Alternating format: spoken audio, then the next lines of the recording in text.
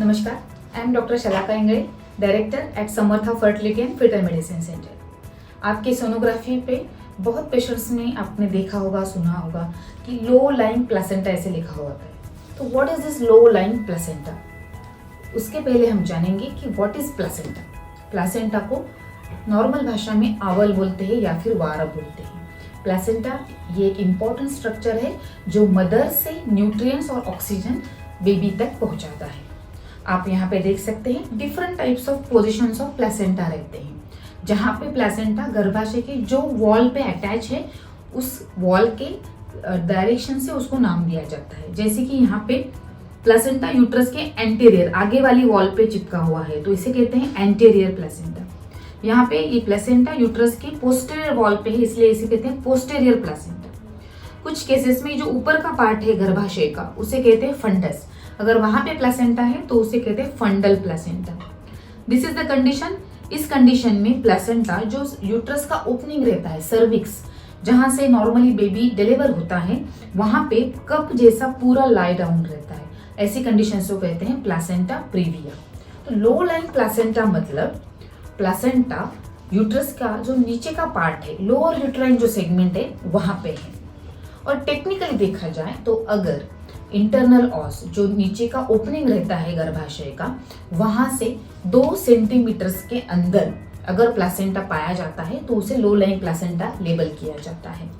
क्यों इंपॉर्टेंट होता है कि ये लो लाइंग प्लेसेंटा है या नहीं ये डायग्नोज करना, और उसे कैसे डायग्नोज करते हैं। लो लाइंग प्लेसेंटा अगर आपको डायग्नोज करना है तो इंटरनल सोनोग्राफी मतलब वजाइनल सोनोग्राफी से ये डायग्नोज किया जाता है, जिसमें ये डिस्टेंस भी मेजर किया जाता है कि वो इंटरनल ऑस से कितना दूर है, कहीं उसको कंप्लीटली कवरिंग तो नहीं है। ये डायग्नोज करना क्यों इम्पोर्टेंट है? क्योंकि ऐसी कंडीशंस में, ऐसी प्रेग्नेंट महिलाओं में होल ऑफ द प्रेगनेंसी या फिर कुछ महीने में ब्लीडिंग होने के चांसेस रहते हैं। कुछ महिलाओं में सीवियर ब्लीडिंग होके प्रीटर्म लेबर चालू होना, एबॉर्शन होना, ऐसे कॉम्प्लिकेशंस भी हो सकते हैं।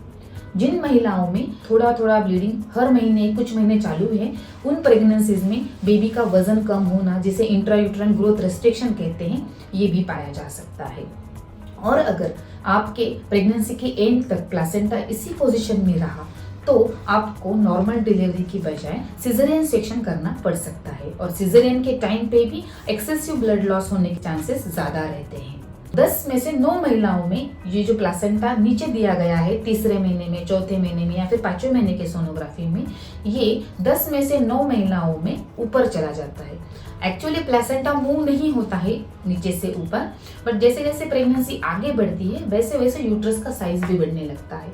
यूट्रस का अपर सेगमेंट, लोअर सेगमेंट, ऐसा डिफरेंशिएशन चालू हो जाता है, जिसकी वजह से जो प्लेसेंटा पहले नीचे दिख रहा था वो प्लेसेंटा ऊपर ऊपर जा रहा है, ऐसे सोनोग्राफी पे दिखाई देता है। इस प्रोसेस को कहते हैं प्लेसेंटल माइग्रेशन। तो ऑलमोस्ट 10 में से 9 महिलाओं में ये प्लेसेंटल माइग्रेशन होता है, और जैसे जैसे आप 32 वीक्स, 34 वीक्स यानी कि आपके प्रेगनेंसी के 8वें महीने में जाते हैं तब आपको ये प्लेसेंटा नीचे नहीं दिखता है, और ये एक गुड साइन है। ऑलमोस्ट 100-200 में से एक महिलाओं में, मतलब लेस देन 1% महिलाओं में लो लाइंग प्लेसेंटा वैसे की वैसे रहता है, और उन महिलाओं में फिर bleeding, preterm labour, intrauterine growth restriction और सिजेरियन डिलीवरी के चांसेस, और सिजेरियन डिलीवरी के दौरान ज्यादा ब्लीडिंग होना, ब्लड ट्रांसफ्यूजन की भी जरूरत पड़ना, ऐसे कॉम्प्लिकेशंस हो सकते हैं। इसलिए जब भी आप सोनोग्राफी करेंगे, चाहे वो तीसरे महीने की, 5वें महीने की सोनोग्राफी हो या फिर 7वें महीने की सोनोग्राफी हो, आपके प्लेसेंटा का पोजीशन आपको इस कंडीशन के बारे में जरूर जानकारी देता है। धन्यवाद।